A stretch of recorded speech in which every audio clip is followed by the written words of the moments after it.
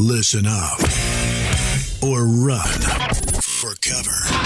Dropping knowledge from the people who have it to the people who need it. The real Bradley Bombs is dropping.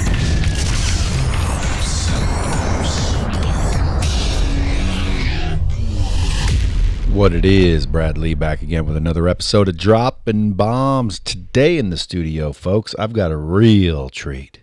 I know I say that every time, but this time it is a treat. Because there's a lot of people out there without a clue. Ladies and gentlemen, welcome Steve Heroux. What's up, y'all? Thanks for having me, brother. Dude, thanks for coming in. Now, folks, if you haven't heard of Steve, he has a massively successful training business. VictorySelling.com if you want to check him out. SixFigureSalesAccelerator.com is his blockbuster program. And basically, he's built himself an extremely successful sales career that spanned over 20 years, 20-some years. I'm old. So now he's out there helping people, and I like his stuff because it's a little bit different than the norm. It's not ABC, always be closing. It's not freaking, all this found. Yeah, all this old school shit. Yeah. You're like, dude, that was the 80s. That was the 90s. It worked. It was cool. But now we've evolved as a human species, and sales needs to evolve with it. Beepers are gone, man. Beepers VCRs are gone. Are gone. Are they coming back, though? They're not coming back. Double-breasted suits are coming back. Well, that could be possible. I don't necessarily like them. However, here's what's crazy. I used to be where I would never wear that jacket you're wearing. If it was a single-breasted suit, there would be no way I was caught dead in it. I only had double-breasted suits. And now it's the exact... I don't see you in... Oh, dude, double-breasted Really? suits? Oh, dude. I'd wear these like tan slacks, right? Burgundy shoes, burgundy belt, white shirt, a navy blue or like a royal blue, dark blue, double-breasted with gold buttons. Dude, tan slacks, gold button. Man. I look like a fucking Navy captain. It was Captain and Tennille. Dude, I was That's what you look freaking like. special. Man. Oh, and the different ties I'd wear with that outfit, that ensemble. What did you have, that big, giant, thick tie? That giant Depends. thing? Sometimes I had those thin ones. I wore ties for years, bro. Now I don't wear ties. Yeah. I always say I'm going to wear a tie if I'm buried or married. Either other than that, I won't. However, I would if it warranted it, because when it comes to sales, now we're going to talk about my specialty, Steve. Yes, sir. When it comes to sales, what do you feel about dress code? Should people walk in and dress to the nines in suits, ties, three-piece suit, the whole bit, pocket squares, cufflinks? Hell no, man. You got to dress to your audience, dude. I mean... Oh, dress to your audience. Hold on now. I'll give it a little bit of a bomb because the average schmo. But you know what I think you should dress to? You. I agree. But not your audience. Halfway. You. Now, again, see, here's that semantics we were talking about earlier. Yes, dude, you want to make more sales? Dress to your audience, too. Factor those sumbitches in. But where I'm going with is dress for you. Too many people are uncomfortable selling. Uncomfortable. Why? Because they don't necessarily like the way they're dressed. They're in a monkey suit, they call it. They don't feel comfortable in this environment. They don't feel comfortable in this outfit. They don't feel comfortable with the words. They don't feel comfortable with the preparation. They don't feel comfortable, man. Agreed. And now your salespeople are out there uncomfortable. Why wouldn't you let them be comfortable? Well, I got it's funny you bring this up. Gave a keynote at an Aflac. Teach Aflac offices around the country. I gave a talk at training at an Aflac office in South Carolina. And South Kakalaki, for those of you Myrtle Beach from there. And it was a casual event. So I came, I had, jeans and a jacket on, and I told Robin, who's the regional manager, I said, hey, what'd you say? No tie? No tie. Okay. No, I hate ties. So just a jacket and jeans and a button up. And I said, hey, Robin, this is a casual event. She said, it is. I go, all right, well, I'm going to the car and changing. So I went to the car, put on a T-shirt, put my hat on, sneakers on, gave one of the best trainings of my life, and didn't have a suit, didn't have a jacket, didn't have nothing. Just like I was going out to watch the game at a bar. And so That feeling comfortable in your skin, your clothing is important. But if you're you're presenting to a law group or a bank or an executive council or something like that, maybe you got to suit it up, right? That's not exactly where I would want to worry about my comfort and putting on shorts and sandals. So there's a degree, So is Gary V wrong? No, I don't think he's wrong. You got to He doesn't wear a suit. You got to do you. He doesn't wear exactly, You my got to do friend. you. Say it again. Dog. You gotta say do it you. again. So dress to yourself, I think, is the ultimate of them both. You need to dress to where you're comfortable. If you're uncomfortable, that's a problem. So you want to dress to where you're comfortable, the way you look. You feel you look your best. You will act and in other words, mindset to me is the first and foremost. So if I'm comfortable in my mind and I feel good. Oh yeah, you're not going to deliver the message you want if you're not. I'm going to be awkward. I'm going to feel awkward. I'm going to come across awkward. Why? Because I'm so worried about you thinking I look like a fool in these slacks and this tie, and my tie's uncomfortable, and I feel like we look foolish in these damn things anyway. Used to train like that. I used to wear shoes, So did I. suits, no tie, sometimes a tie.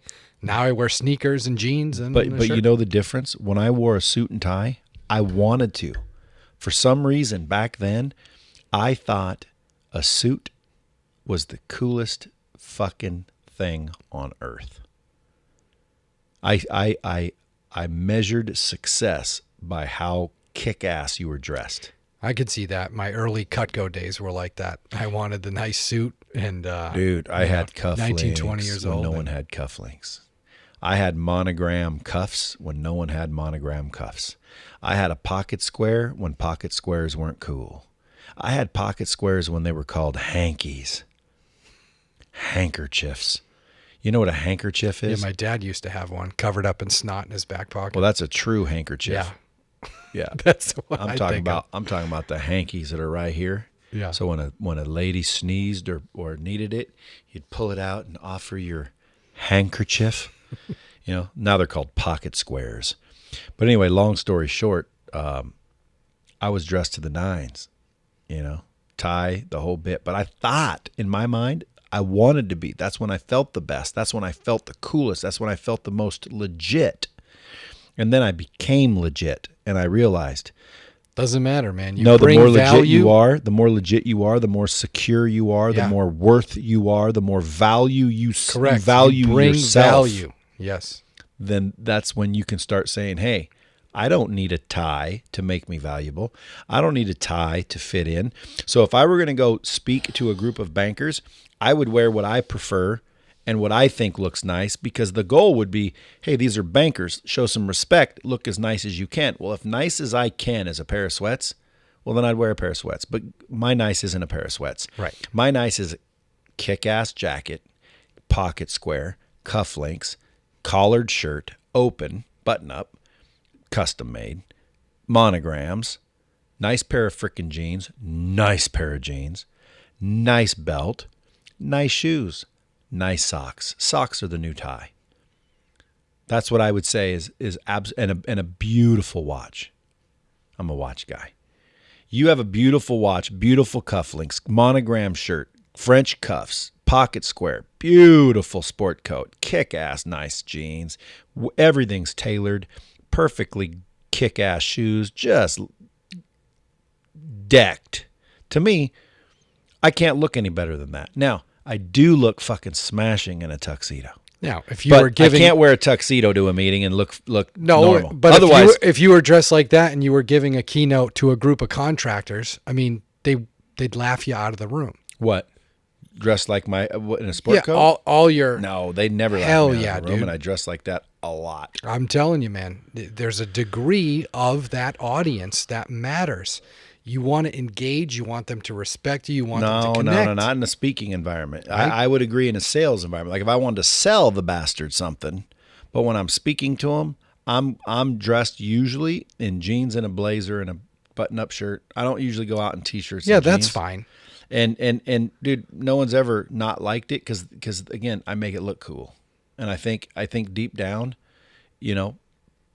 even construction workers, they like to look dapper. They like to look sharp.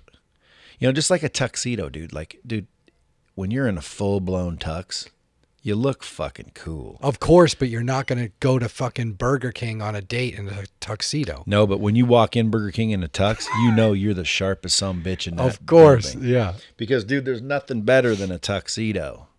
It's just how often do you find an event that you get to wear one? I know. That's and why I gave mine away by accident to the San Diego Rescue Mission. When I moved to Costa Rica, I got rid of most of my business clothes, and I thought I saved my tuxedo, but I ended up giving it to the homeless. So there's a really dapper homeless guy walking around San Diego in my tuxedo. Well, dude, I wear tuxedos. Which feels great. It's a great I look thing. for reasons to wear tuxedos. Galas, Yeah. charity events that are black tie.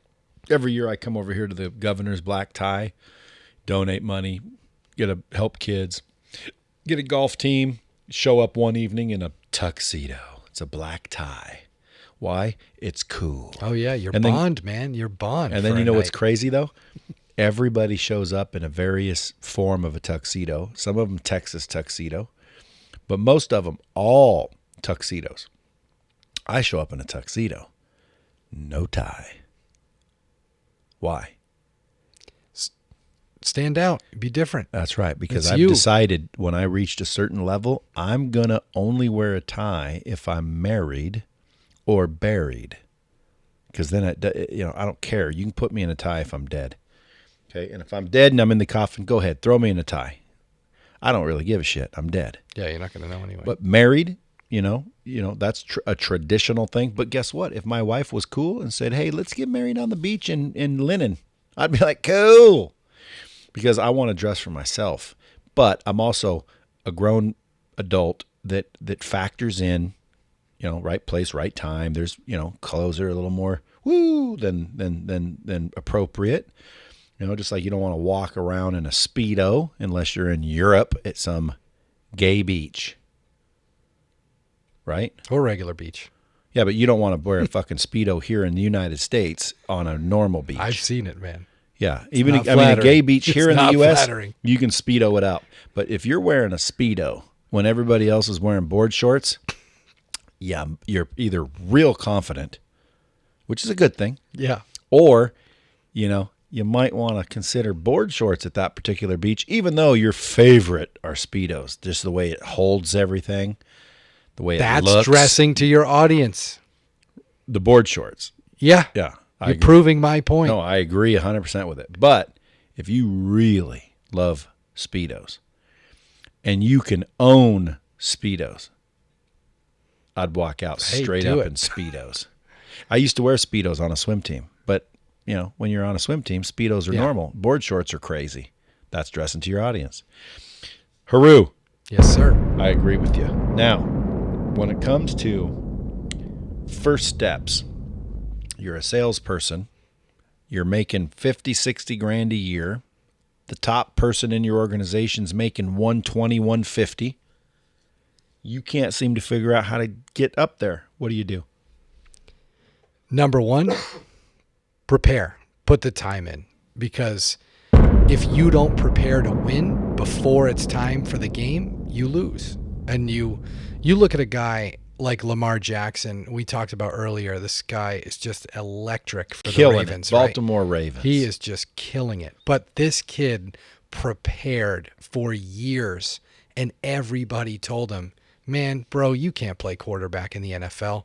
30 teams passed him. 30 teams wanted him to play running back. He goes, I ain't playing no running back. I'm a quarterback, and that's my skill. And I don't care what you say. I've been preparing for this my whole life.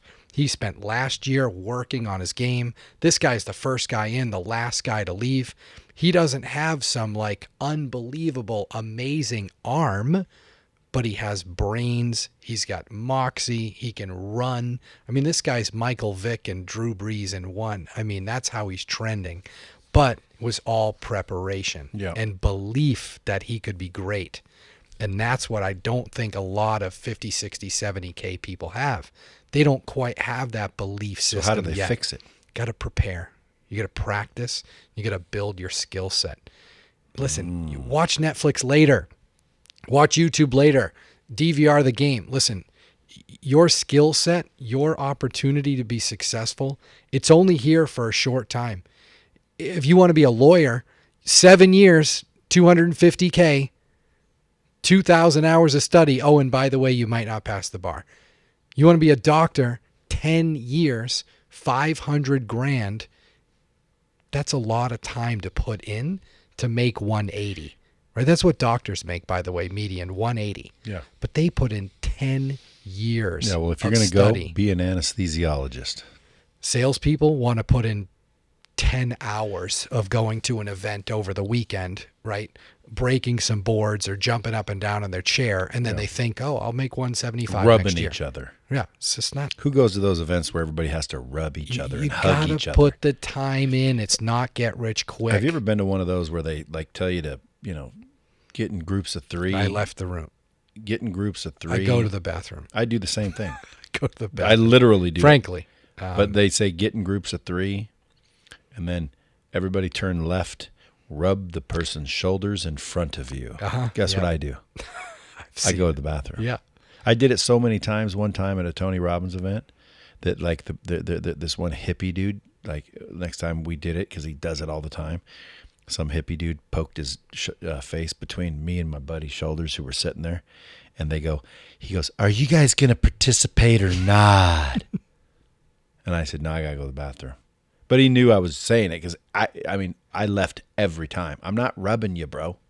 I'm not rubbing your shoulders. Is that an inside problem? It's funny too, because Tony, afterwards, he said, da da da da. He was talking to me, and I said, "Tony, I love Tony Robbins. The content is really good. I love his shit. A lot of I it's do really not good. like his events for one reason. You got to touch other people. You got to hug other people. You got to freaking act animated when it's not necessary for me. And he tells me, I told him that. He said, "Well, you think?" What do you say? I said, "Dude, I like everything except for the rubbing and the hugging." And he goes, "One of these days we'll talk, and I'll see why you feel like why you think that way." In other words, he thinks that's a problem. I'm like, dude, it ain't no problem. It's not a problem for me that I don't want to rub a stranger in the front of me. You're having me rub strangers for one reason, because you're making us sit there for 18 fucking straight hours, it's 48 degrees. Yeah, and you want me to massage this sumbitch so they can set another 3 hours, rather than go on a damn break. So guess what? You basically employed me to be your fucking masseuse. And I'm not stupid, and I'm not falling for it. And plus, I don't like touching dudes. You want to fucking have me rubbing people? Place me between 2 hot females that will rub me, and I'll rub them, and they smell good, and I'm cool with it. Like, I'll rub a girl's shoulders. I'm not rubbing a dude's shoulders. I don't want to rub a dude's shoulders. You know what he says? There's a reason for that. We'll find out. Wow. I laughed. I said, because I'm interested in finding out, like, why am I like that? I don't know, but I don't really like it. But that's not a problem. That's not Fuck no, it's why not a everybody's problem. what's wrong with you. It's not. Right. Nor do I need to rub someone to learn. I was there to learn. Correct. Don't make me rub people. I don't rub people. Yeah, it happened. I went to a Success Live thing. I won't say who the speaker was. And, she made us, everybody jump up and down and scream. And See, I'm looking I at don't my do that buddy, shit. and I'm just like, Who was that? Forbes dude, Riley? I'm not going to say. I'm just like, dude, I'm going to the bathroom. Like, this is, I know. I'm here to learn. Do you know Forbes Riley? No. She is very, into that type of thing. But dude, I'll tell you what, man, there's a whole lot of people that do love that shit. Correct. And if you are, great. You stand up and scream. But I'm going to the bathroom. And it's just not Why? who I am. And so I wouldn't train that way. And I see lots of trainers who are training, but they're phonies, right? That's not you. You don't dance. I know a very, very successful trainer, and I actually like his stuff. And he's dancing around on stage, and he's fucking awful, and he looks uncomfortable and awkward. It's like, dude, that's not you. Just be you. You don't have to be a robot. You don't have to emulate all these men and women you see. Just be you. Take what you want and do that. But don't be fake. Don't be phony. And that's what happens in this sales game, the sales training game, the social media game. You see all these people posing next to their Ferrari. It's not even their fucking Ferrari. They rented it. You see them filming content on their jet, right, on the runway. But you rented the jet, and it can't even leave the runway. So the whole idea of this creating this persona, oh, let me teach you how to make $10 million. I'm the 8-figure sales guy. You haven't even made 1 million. You're going to teach everybody how to make 8, 10. I mean, it's just weird to me that people are still so fake. And I think people are getting tired of that. I think people are getting sick of it. I don't care. Great, you have a Bentley. Oh, you're the fucking man. But you don't have one person in your life that thinks you're a decent human. Right? Go sit in your Bentley by yourself, right? I mean, that's what I see so much. It's really scary. Well, and again, like you said, a lot of times, not even their Bentley. Yeah. But and if it is, and you like Bentleys, hey, great, congratulations. But not everybody wants a Bentley, right? Awesome for you. True, but there's a lot of people with Bentleys and Ferraris and shit like that it is theirs, and they are successful, and they do teach courses. So that's what makes it hard to determine whose course is good and whose course is bad. Yeah. Now, you out in Costa Rica come to the States to do trainings and workshops and speeches and whatnot. Who you helping out there? So recently, again, within the last year, ended up going to Costa Rica, bought a place down there, a beautiful place, to really revamp everything I was doing, reevaluate what I'm teaching, built my course, interviewed hundreds of 6- and 7-figure salespeople to build the course, wrote my book, created a new platform using Lightspeed now. I mean, so many things have changed in the past year.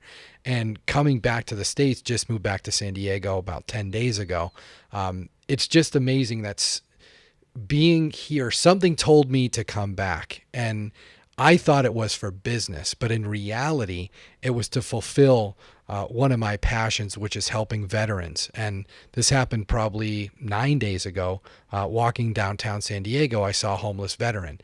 And one of my goals was, okay, let's create $1 million next year from scratch with this particular course. But that's a selfish, goal. And I wanted to have something that was philanthropic. So I ended up creating what's called the Million Veteran Mission, which I'm going to put 1 million veterans and their spouses through my sales course for free. And ever since I had that thought, and I've been sharing that with people, I mean, so many doors have opened to so many ways I can help other people, not just veterans, but just in regular business and in life and talking at schools. And when you have that giving mentality, when you exhibit reciprocity, which is giving with no expectation of return, things will blow up for you. And I had no idea coming back here was going to do that. I was just going to be here for a couple of months. Now it's turned into indefinitely because so many things are happening because I'm looking to give instead of take.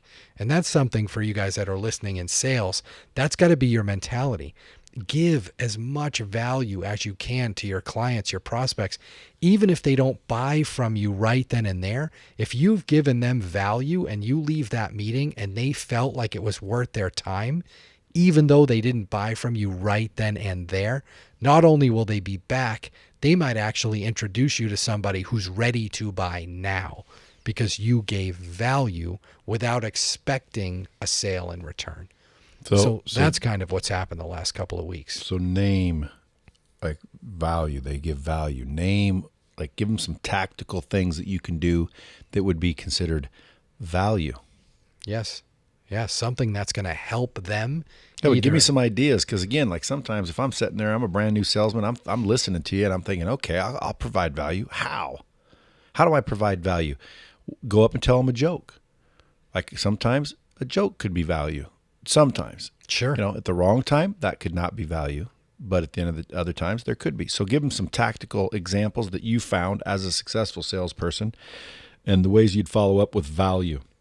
Sure. I mean, there's a million things we can talk about, but one of the things we just talked about on your group was when you meet somebody in a networking event, and so many of us go to these events, chambers of commerce's, BNI's, LaTips, right? All these other organizations that you're part of, your value that you can give to someone is an introduction.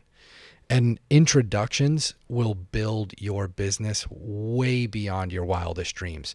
And I don't mean getting introductions, I mean making introductions.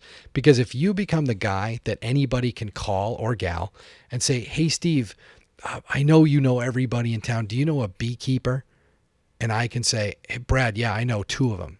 Do you want one north side of town, south side of town? You are now valuable. And so when you give value to people, they come back for more value. And that's one thing I think is huge. So make introductions for people, especially if it's at a networking event. Most salespeople just want to get 37 business cards. They want to take. They don't want to give.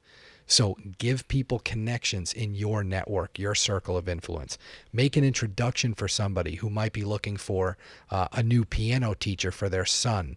Maybe their kid plays soccer and your kid plays soccer, and they're looking for new people to join the team. Provide value. It doesn't have to be strictly in a business sense. It could be somebody that says they're looking to sell their couch. You know your buddy's moving. You connect the two of them. They sell their couch to your buddy. You've now proven value, and they don't even know what you do yet. Now they're open to hearing you and listening to what you do because you gave them value. And these are the things that are higher level thinking that as salespeople, we just want to think about what's our closing question, or what are we going to do to build rapport, or what's our value prop. And there's so much more to selling than that. So those are just some little things. Go like this with your right hand. What's wrong with your finger? Basketball. See, look at mine. Yeah, we have the same thing. Football. Yeah, I got hit with a basketball. It never, the tendon never healed. But the reason I left it like that, they said a cortisone shot would fix it, but it helped my golf swing because I do the overlap, and it fit perfectly with my golf swing, and so I never fixed it. Well, I had surgery to try to fix it, but it didn't fix it. Yeah. The football blew this sideways, blew it out. Yeah. Bam! Still finished, though. Still finished the game, but... Still caught the touchdown pass. Yeah. Broken hand and all. Yeah. No. Listen, everything you just said, I was curious because I saw your finger. I'm like, damn, does he got a finger like me? Yeah. There's a few of us that do. I've met people that do. That's a common thing. Oh, yeah. Well, more common than you think. Yeah. So, dude, I agree with everything you said. That's something that a lot of people don't understand about those networking events. So I always say, more hands you shake, more money you make. I can teach people without a job to go out and introduce themselves. Just introduce them. Like, I own the website introduceyourselfmotherfucker.com. I do, because I believe 100% that if somebody truly wants to get ahead financially, you need to introduce yourself. Now, if you walk into a networking event and start making introductions when you don't know anybody, you're going to be looking like a fucking idiot. So when he says make introductions, like, that's step 9. Correct. Okay. What's step 1? Walk up, introduce yourself. Correct. Okay. Ask people what they do. Be interested in literally building a relationship, not selling them anything. And that's kind of step 1. It's funny you said that. Step 1 of networking, what I teach, is show genuine interest. People are amazing. You will meet the most amazing people in the world, but you actually got to talk to them. Yeah. Right? So what would be an opening line? We're at a party. Come up and talk to me.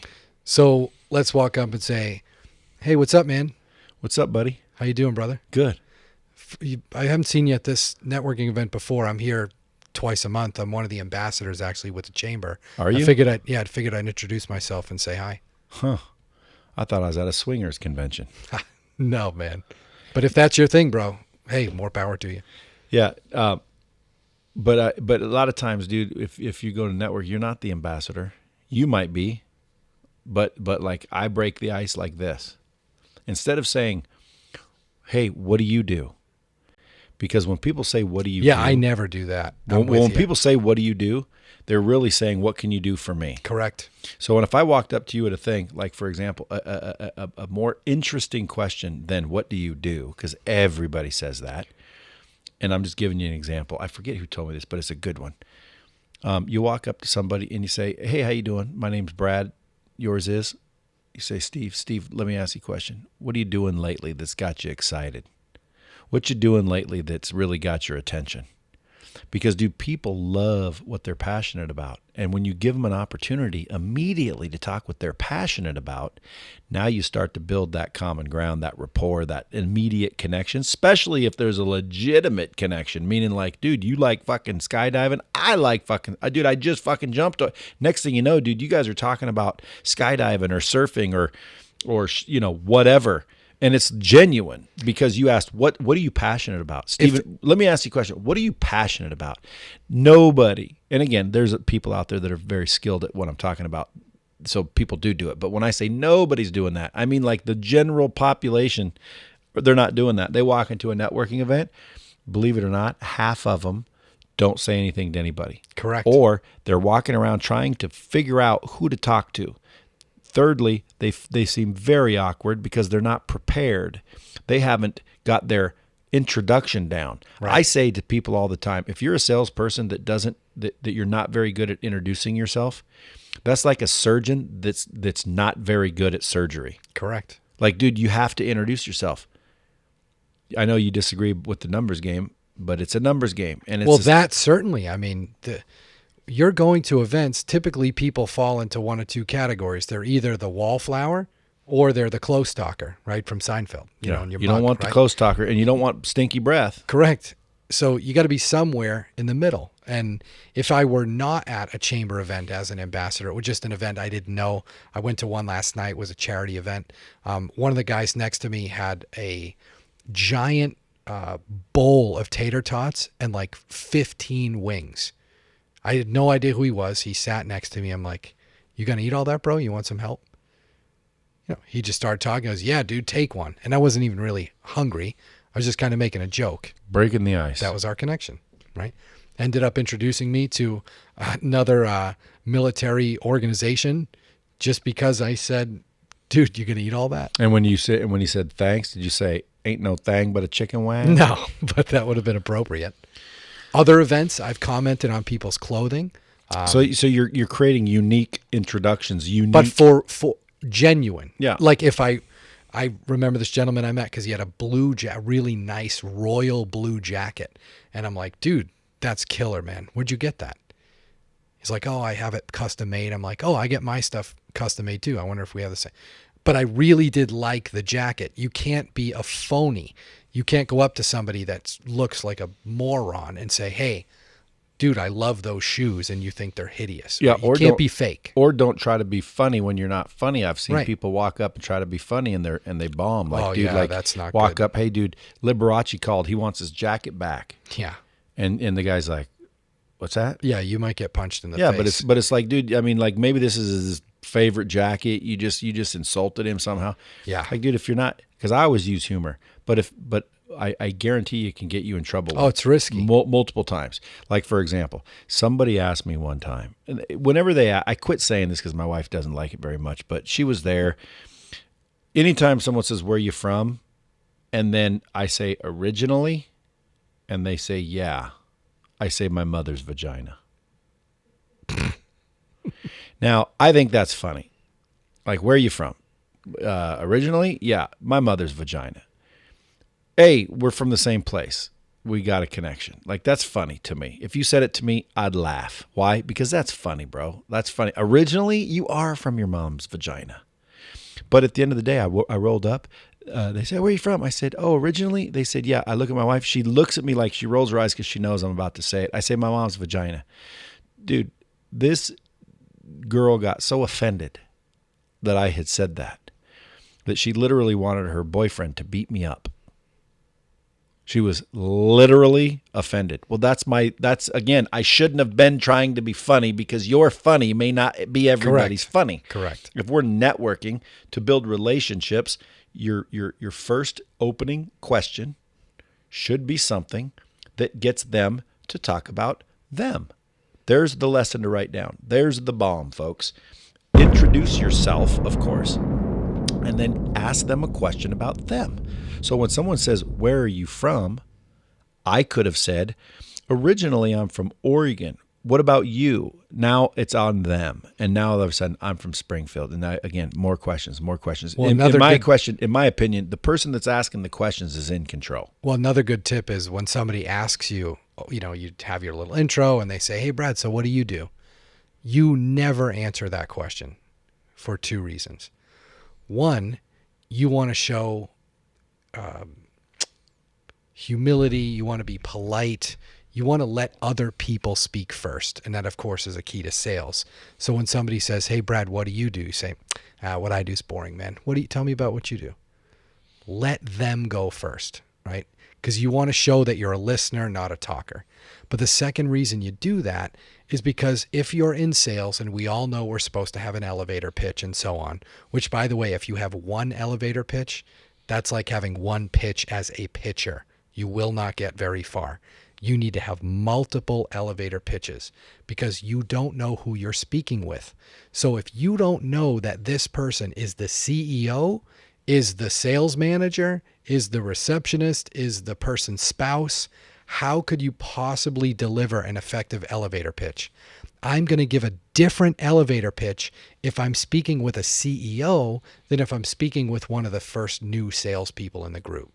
So it's two reasons why you never, ever tell people what you do first. You always let them go first because it's generous. It shows you're a listener. But second, you're gaining information. You need to know the details before you speak, right? And that's what a lot of people don't do. They just want to talk. Yeah. You know? Good points. Here, if for some reason they say, no, I insist, what do you do? I say, well, I'm not talking.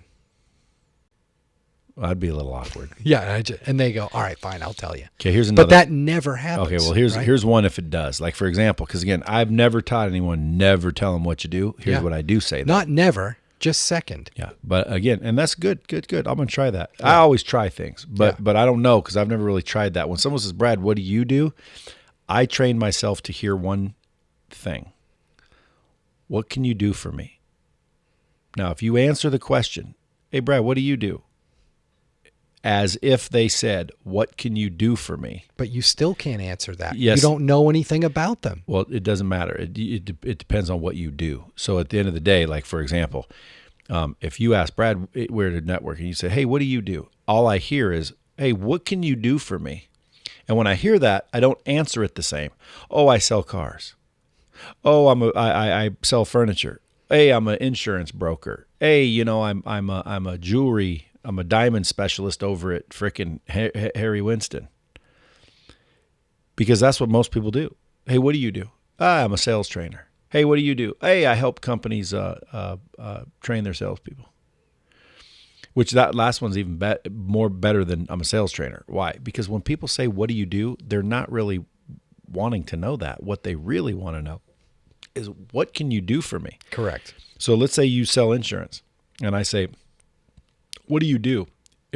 I sell insurance, or, I have an insurance brokerage. That's what most people say. Now, if I said to you, hey, what can you do for me? And you owned an insurance brokerage, what would you say? It was funny because I used to get that question, and I would say something like, I provide families financial security when the unexpected happens. See? That was my answer. Right, and that's a good answer. When I was with Aflac, right? But that's a good answer. Why? Because you're saying, what can you do for me? Instead of, what do you do? Correct. So if you guys are out there at a networking event, and if ideally you don't have to say anything, you can tell them, hey, none of your fucking business. You tell me first, and be smooth about it, like the way you described. Let them go first. I've never tried that, but usually when people say, hey, what do you do? It's like a self-deprecation thing, right? What I do is boring. I know, but but that, listen, it opens them up. Sure, no, I can see how it works. I'm going to try it just to but see there if are it works different better. things, right? And everybody's, try one way, try one the other way. I go in with the different bravado, though, dude. I go in there with, listen, I'm just as valuable as anybody in the room. In fact, probably more valuable. People say be humble. I don't agree with humility. Why? Be humble means that you have a low opinion of yourself or your importance. And I just don't agree that people should have that. Now, I'm sure there's people out there that can sell someone on being humble. But when I look at the definition of a word, that's when I usually make my judgment. And the definition of humble is a low opinion of one's own importance. Now, let me make sure of that real quick. Siri, what's the definition of humble?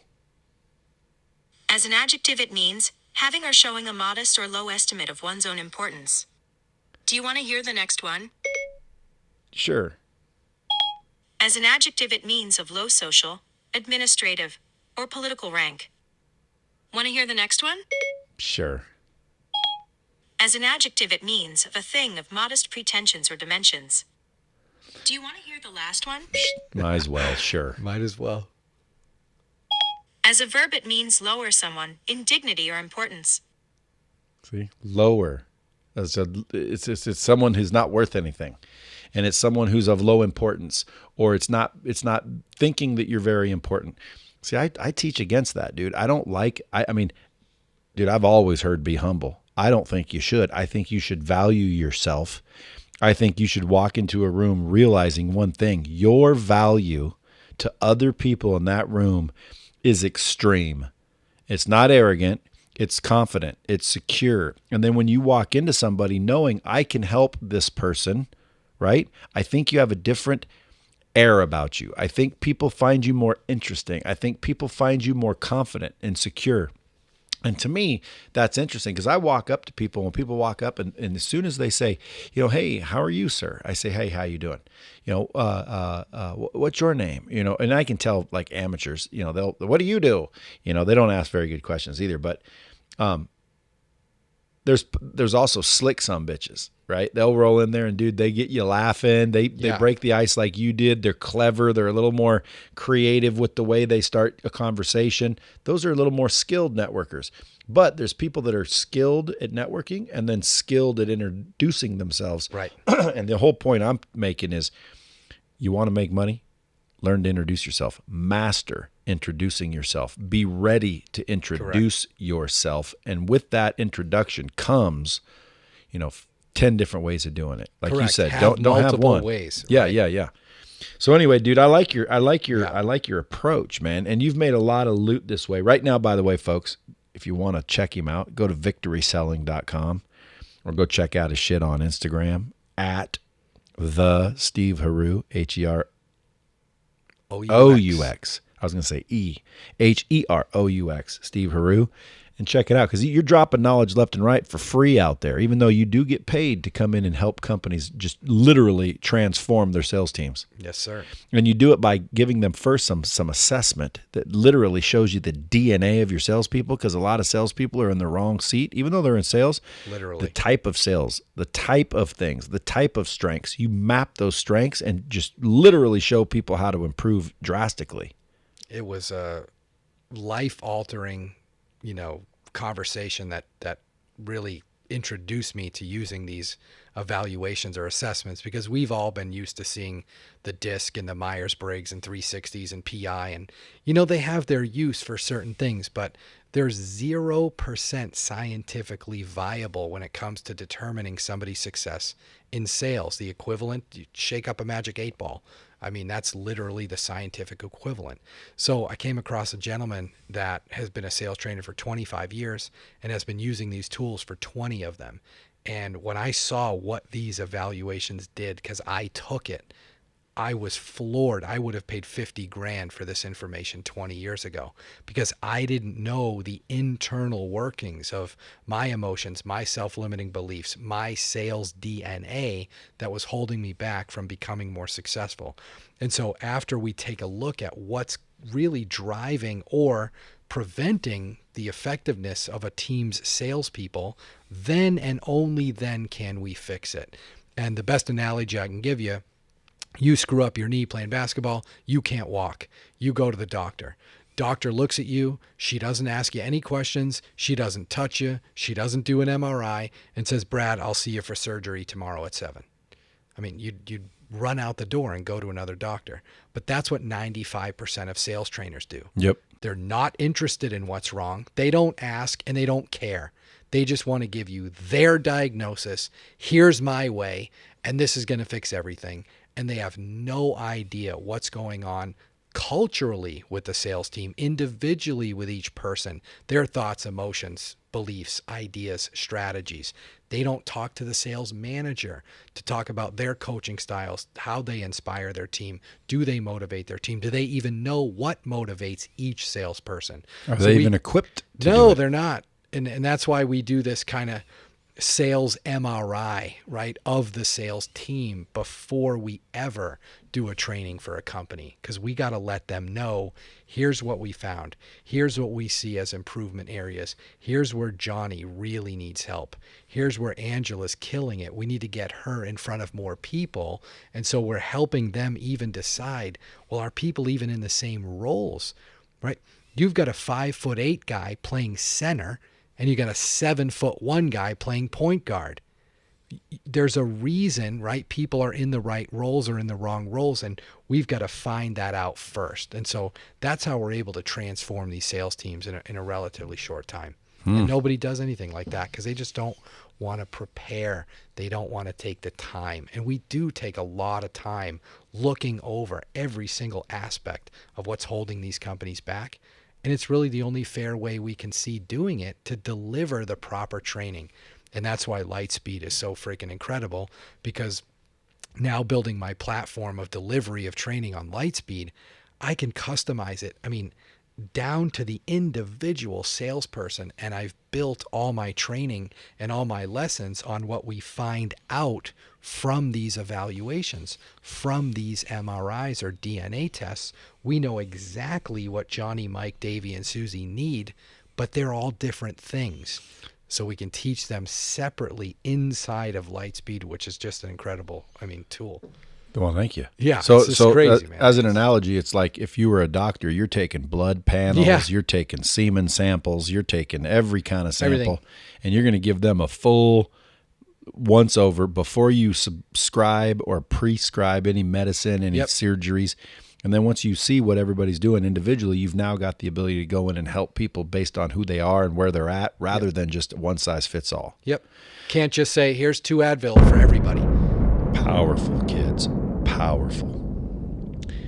Man, Steve, next time you come in here to film, because I know you're coming back. Yes, sir. I want to drill into some more stuff. I know you got to get going. Yeah, thanks, man. Folks, I appreciate you coming in. By Thank the way. you, Brad. Folks, It's if you great guys talking want, to if you guys want to revolutionize your shit, go to victoryselling.com, victory selling, or go to sixfiguresalesaccelerator.com.